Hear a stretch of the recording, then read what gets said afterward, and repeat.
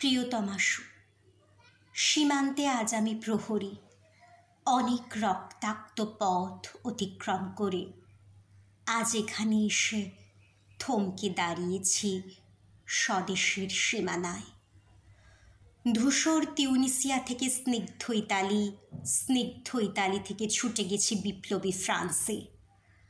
নক্ষত্র নিয়ন্ত্রিত নিয়তির মতো দুর্নিবার অপারত রাইফেল হাতে ফ্রান্স থেকে প্রতিবেশী বার্মাতেও আজ নীল আকাশ আমাকে পাঠিয়েছে নিমন্ত্রণ।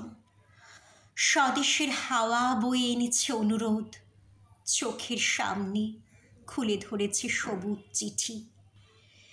কিছুতেই বুঝি না কি করে এড়াবো তাকে, কি করে এড়াবো এই সৈনিকের কড়া পোশাক।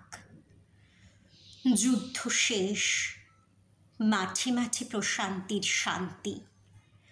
চোখে এসে লাগছে তারই শীতল হাওয়া।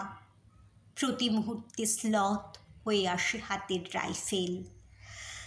গা থেকে খসে পড়তে চায় এই কড়া পোশাক। রাত্রি চাঁদ ওঠে, আমার চোখে ঘুম নেই।